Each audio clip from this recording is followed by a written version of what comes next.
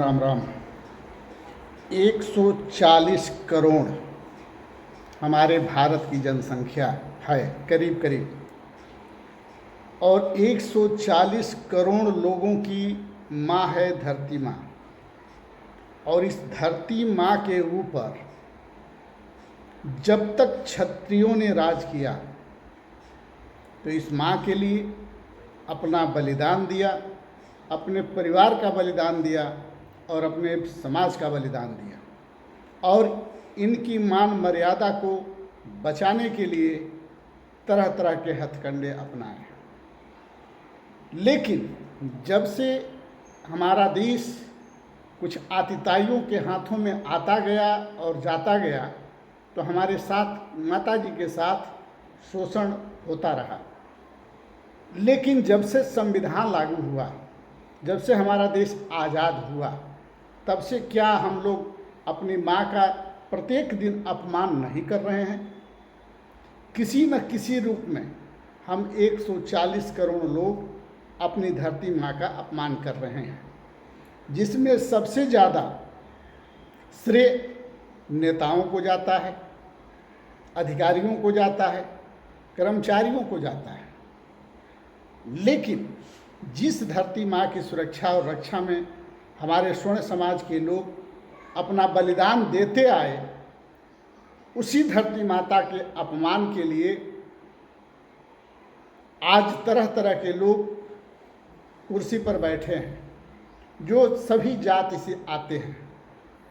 जब से अन्य जाति के लोग संविधान के आधार पर वोट के माध्यम से कुर्सी पर बैठने का काम किए और कर रहे हैं, तब से यह देखने को मिल रहा है कि वह कुर्सी उन्हीं को मिल रहा है जो अन्य जात के साथ साथ उनकी संख्या बहुत हो या किसी चीज़ में उनको महारत हासिल हो, जैसे हत्या, चोरी, पाप, डकैती, पाकिटमारी, बलात्कार, दुराचार, अत्याचार, शोषण, लूट, तरह तरह के व्यवस्था में फंसे लोग ही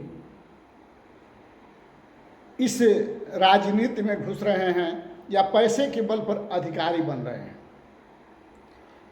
आप लोग से हम ये पूछना चाहते हैं कि जब बेईमान टाइप के लोग, चोर टाइप के लोग या तरह तरह के लोग लोकतंत्र के माध्यम से कुर्सी पर बैठेंगे, चाहे वो कर्मचारी हो, अधिकारी हो, नेता हो, मंत्री हो, विधायक हो, सांसद हो, सबकी बात कर रहे हैं, तो क्या वो लोग शोषण नहीं करेंगे? वो चाहे एक छोटा सा पद हो, आईएएस का पद हो, क्लर्क का पद हो, लेखपाल का पद हो, चपरासी का पद हो, अधिकारी का पद हो, विधायक का पद हो, सांसद का पद हो, मुख्यमंत्री और प्रधानमंत्री का पद हो, अगर ये लोग पैसे के बल पर कुर्सी पाते हैं या अपने ताकत, पावर और तरह तरह के हथकंडों के बल पर अगर पावर पाते हैं, तो आप कैसे मान सकते हैं कि 140 करोड़ की माँ, धरती माँ सुरक्षित रहेंगी? जो पैसा देकर, जो पैसा लेकर, जो तरह तरह का कांड करके हमारे धरती माँ के बनाए हुए संविधान, हमारे धरती माँ पर संविधान के माध्यम से कर रहे हुए कार्य, ये तमाम लोग जो गलत कार्य कर रहे हैं, क्या इससे हमारी धरती माँ सुरक्षित है? क्या हमारी धरती माँ के साथ शोषण नहीं हो रहा है? हम धरती माँ के तिरंगे का अपमान करते हैं, तिरंगा पकड़ने तक नहीं आता है और हम सांसद, विधायक बन जाते हैं, सीएम, पीएम बन जाते हैं। लेकिन जब से इन कुर्सियों पर अन्य लोग जो मन बढ़े हैं या जो पैसे वाले हैं, जब से इन कुर्सियों को धारण करने लगे हैं, तब से हमारे देश की स्थिति और बिगड़ती जा रही है और देश में लूट, झूठ, बलात्कार, तरह तरह के व्यवस्थाएं बढ़ती जा रही हैं, जिसमें छोटे लोग तो पीछे जा रहे हैं, बड़े लोग राज कर रहे हैं। माँ को ही गाली देते हैं, माँ को ही अपमान करते हैं और माँ को बचाने के लिए तरह तरह के कार्य करते हैं, फिर भी असफल हो जाते हैं, क्योंकि उनके ऊपर किसी और का हाथ है, उनके ऊपर किसी और का हाथ है, उनके ऊपर किसी और का हाथ है। जितना छोटा अधिकारी है उतने बड़े अधिकारी का हाथ उसके ऊपर है। अगर छोटा अधिकारी कुछ अच्छा करना चाहता है तो बड़ा अधिकारी रोक लेता है, बड़ा अधिकारी कुछ अच्छा करना चाहता है तो नेता रोक देता है, अगर नेता कोई बढ़िया काम करना चाहता है तो मुख्यमंत्री रोक देता है, अगर मुख्यमंत्री बढ़िया काम करना चाहता है तो प्रधानमंत्री रोक देता है। लेकिन ये जो हमारे देश में माँ का अपमान या माँ का शोषण, लूट, या माँ के इस धरती माँ के ऊपर गुटखा पान मसाला खाकर दिन रात जो हम लोग थूकने का काम कर रहे हैं, या इस धरती माँ पर रोज़ गांजा, अफीम, चरस का व्यापार कर रहे हैं, या तरह तरह के गलत कार्यों में लिपटे हुए हैं, क्या इससे हमारी माँ खुश है? क्या 140 करोड़ जनता की माँ धरती माँ खुश हैं? हम आप सबसे पूछना चाहते हैं। अगर धरती माँ खुश नहीं है तो इस धरती पर हम इंसान किस काम के? जो अपनी माँ को ही खुश नहीं रख सकते वो धरती माँ को खुश कैसे रखेंगे? जो सरकारें पहले की हों चाहे बाद की हों,